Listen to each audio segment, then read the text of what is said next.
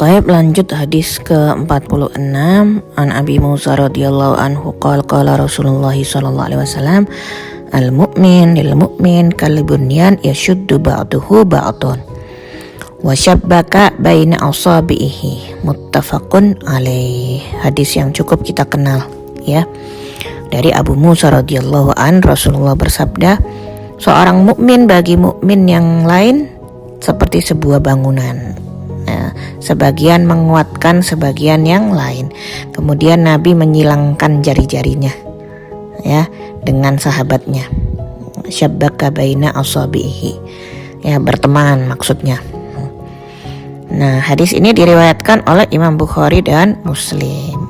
Makna dari hadis ini, al-mu'min lil mu'mini, ya, al-mu'min lil mu'min, seorang mukmin bagi mukmin lainnya. Artinya hubungan sesama mukmin bukan sekedar hubungan biasa. Ada kata la ilaha illallah yang menyambungkan kita, ya, menyambungkan mereka. Seorang mukmin mempunyai tanggung jawab moral dan agama terhadap saudaranya. Ketika saudaranya senang, dia harus ikut mendoakan kebaikan. Ketika saudaranya sedih, dia berusaha menghibur. Ketika saudaranya mengalami kesulitan, dia harus membantu sesuai kemampuannya. Ketika saudaranya melakukan kesalahan, ia menasehati dengan lembut, bukan mempermalukan. Ya. Kalbunyan, ya, seperti bangunan. Bangunan itu tersusun dari banyak bagian. Ada pondasi, ada tiang, ada dinding, atap, batu bata, semen, pintu, jendela, dan bagian-bagian lainnya. Setiap bagian mempunyai fungsi yang berbeda. Ya. Pondasi tidak sama dengan atap, tiang gak sama dengan dinding, namun semuanya saling terkait, saling membutuhkan. Jika salah satu bagian rusak, bagian lain itu ikut berdampak. Begitu pula umat Islam. Tidak semua orang memiliki kemampuan yang sama. Ada yang Allah beri ilmu, ada yang Allah beri harta, ada yang diberi tenaga, ada yang diberi waktu, ada yang diberi kemampuan berbicara, ada yang mungkin tidak memiliki banyak harta tetapi mempunyai hati yang lembut dan mampu menguatkan orang lain. Ya, perbedaan bakat atau kemampuan ini bukan alasan untuk untuk saling merendahkan atau menjatuhkan. Itu talentanya kan dari Allah, bukan dari kita.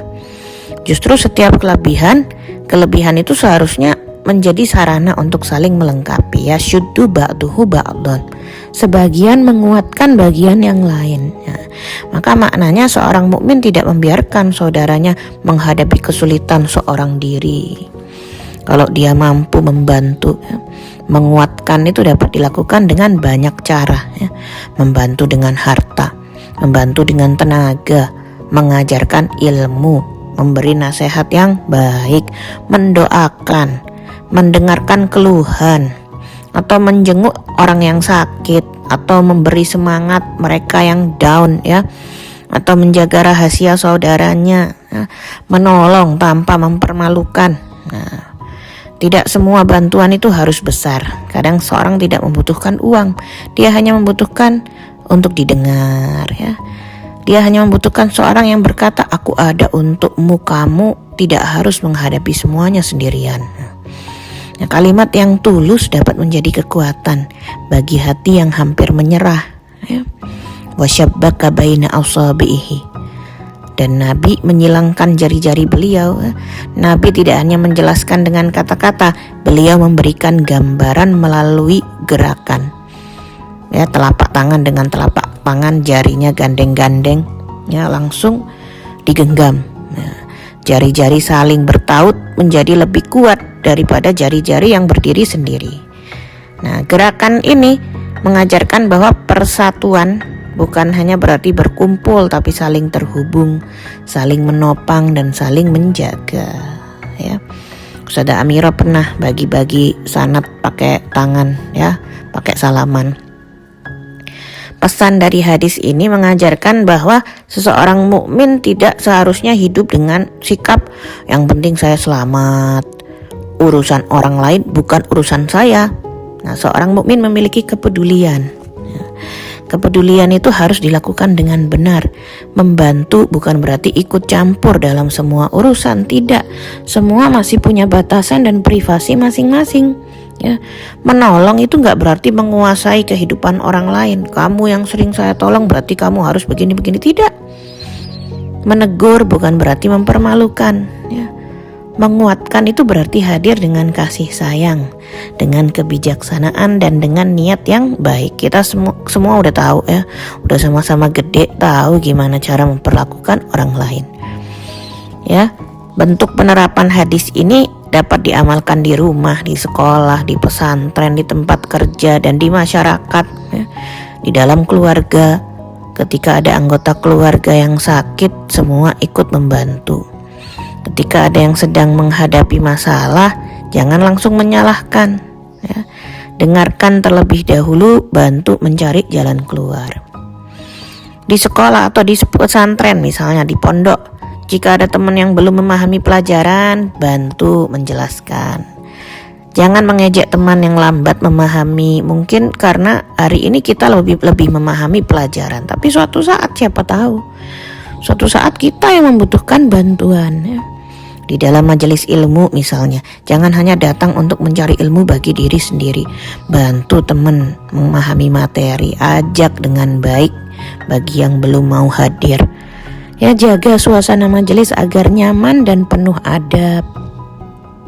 Dalam masyarakat, ketika ada tetangga yang sakit, ya, jenguk dan doakan. Ketika ada keluarga yang terkena musibah, bantu dengan kemampuan. Ketika ada orang yang sedang kekurangan, jangan mempermalukan, ya. Gimana tuh kisah kaum Muhajirin dan kaum Ansor? Itu persaudaraan yang saling menguatkan. Itu contoh yang paling indah dari makna hadis ini, ya, persaudaraan antara kaum Muhajirin dan Ansor. Ketika Rasulullah dan para sahabat berhijrah dari Mekkah ke Madinah, kaum Muhajirin meninggalkan banyak hal. Mereka ninggalin rumah, kebun, harta, perdagangan mereka, bahkan keluarganya, ya. Mereka datang ke Madinah dengan keadaan yang sangat amat serba terbatas. Di sisi lain, kaum Ansor adalah penduduk Madinah yang menerima Islam. Mereka tidak hanya menyambut Islam, tapi menyambut kaum Muhajirin dengan ucapan selamat datang, ahlan wa sahlan, welcome. Mereka membuka rumahnya, mereka berbagi makanan, mereka membantu memenuhi kebutuhan saudara-saudara mereka, ya. Rasulullah kemudian mempersaudarakan kaum Muhajirin dan kaum Ansor, ya. Kisahnya yang sangat terkenal, persaudaraan antara Sa'ad bin Ar-Rabi, ya, Sa'ad bin Rabi dari kaum Ansor dengan Abdurrahman bin Auf dari kaum Muhajirin, ya. Sa'ad bin Rabi itu adalah orang yang punya harta dan kebun. Beliau berkata kepada Abdurrahman, ya, Sayyidina Abdurrahman, aku termasuk orang Ansor yang memiliki harta, aku bersedia membagi hartaku denganmu. Namun Sayyidina Abdurrahman bin Auf menjawab, barakallahu laka fi ahlik wa malik, dullini ala suq. Semoga Allah memberkahi keluargamu dan hartamu, tapi tunjukkan aku di mana jalan menuju ke pasar. Perhatikan keindahan dua hati ini. Baru kenal udah bisa membagi harta loh. Kita juga belum tentu, ya. Saat ingin membantu dengan harta, Abdurrahman tidak ingin menjadi beban dan ia tetap ingin berusaha sendiri. Yang satu punya semangat memberi, yang lainnya memiliki semangat bekerja.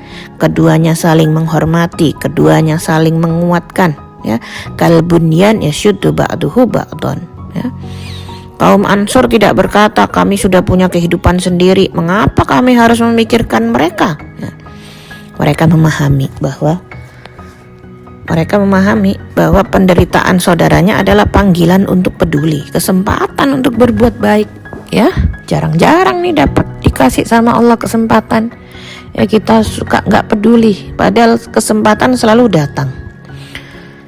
Kaum Muhajirin juga tidak memanfaatkan kebaikan untuk bermalas-malasan, ya. Mereka berusaha, bekerja, membangun kehidupan baru, ya. Hikmahnya adalah persaudaraan yang benar itu memiliki dua sisi. Pertama, ada yang bersedia membantu. Ia tidak akan berkata saya tidak mau repot. Dia membuka hati, memberikan apa yang mampu aja yang mereka berikan, ya. Kedua ya, ada orang yang menerima bantuan dengan menjaga kehormatan dan berusaha bangkit. Gak keenakan doang dibantu terus gak ngapa-ngapain ya. Ia tidak menjadikan bantuan sebagai balasan untuk terus bergantung ya. Jadi hadis ini bukan hanya mengajarkan memberi, tapi juga mengajarkan agar kita bersama-sama membangun kekuatan ya. Bayangkan kalau ada seorang santri yang tiba-tiba kehilangan ayahnya, ia tetap datang ke majelis dan berusaha tersenyum, namun sebenarnya hatinya itu sangat sedih. Teman-temannya mengetahui kabar itu ya. Satu orang datang berkata, aku ikut berduka, kalau engkau ingin bercerita aku siap mendengarkan. Teman yang lain membantu mencatatkan pelajaran ketika ia harus pulang menemani keluarganya. Ya, ada yang mengumpulkan bantuan, ada yang mendoakan, ada yang menemani tanpa banyak bicara. Ya, tidak ada yang berkata mengapa kamu bersedih. Mereka memahami bahwa setiap orang memiliki waktu untuk pulih. Ya, beberapa bulan kemudian santri tersebut berkata, saya tidak bisa menghilangkan kesedihan itu, tetapi saya bertahan karena Allah mengirimkan orang-orang baik untuk menguatkan saya. Itulah makna bangunan. Bukan semua orang harus menyelesaikan masalah saudaranya, tetapi setiap orang dapat menjadi salah satu bagian yang membuat saudaranya tidak jatuh. Pelajaran penting, seorang mukmin tidak hidup hanya untuk dirinya sendiri ya. Yang kedua, kekuatan umat lahir dari saling membantu, bukan saling menjatuhkan. Yang ketiga, setiap orang dapat memberi manfaat sesuai kemampuannya. Yang keempat, bantuan kecil tidak boleh diremehkan. Dan yang kelima, jangan mempermalukan orang yang sedang membutuhkan. Yang keenam, jika saudara melakukan kesalahan, perbaiki dengan kasih sayang, bukan dengan penghinaan. Yang ketujuh, persaudaraan harus dibuktikan melalui tindakan. Seorang mukmin tidak hanya bertanya bagaimana saya bisa kuat, tetapi juga bertanya siapa yang dapat saya kuatkan. Bangunan tidak menjadi kokoh karena satu batu yang besar, tetapi karena setiap bagian saling menopang. Ada komponen masing-masing. Jika Allah memberimu kekuatan hari ini, mungkin kekuatan itu diberikan agar engkau dapat menguatkan orang lain. Jangan menertawakan saudaramu yang sedang jatuh. Ulurkan tangan. Karena suatu hari mungkin kita yang membutuhkan pertolongan, gak ada yang tahu ya. Hari ini mungkin saya, besok mungkin kalian. Bantuan kecil yang diberikan dengan ikhlas dapat menjadi alasan seseorang untuk tidak menyerah. Mukmin yang baik bukan yang hanya mampu berdiri sendiri, tetapi mampu membantu saudaranya berdiri kembali. Teman-teman yang dimuliakan oleh Allah, suatu hari mungkin kita menjadi orang yang kuat. Kita memiliki ilmu, kita memiliki harta, kita memiliki tenaga, kita memiliki banyak teman. Namun suatu hari keadaan bisa berubah. Ingat, roda itu berputar. Kita mungkin nanti menjadi orang yang lemah, atau mungkin suatu saat nanti membutuhkan pertolongan. Kita mungkin membutuhkan seorang untuk mendengarkan. Karena itu, selama Allah masih memberi kita kemampuan, jangan gunakan kekuatan untuk merasa lebih tinggi. Gunakan kekuatan untuk mengangkat orang lain, jadi pundak buat orang lain ya. Jangan gunakan ilmu untuk merendahkan, gunakan ilmu untuk mengajarkan. Jangan gunakan harta untuk menyombongkan diri, gunakan harta untuk membantu. Jangan gunakan lisan untuk melukai, gunakan lisan untuk menguatkan. Sebab kita tidak diciptakan untuk berjalan sendiri. Manusia itu makhluk sosial, saling membutuhkan. Allah mempertemukan kita agar saling menjaga. Allah memberi kita kelebihan agar dapat menutupi kekurangan saudaranya. Ya, Allah mengajarkan melalui Nabi Muhammad, al-mu'min lil mu'min kal bunyan yashuddu ba'duhu ba'dan.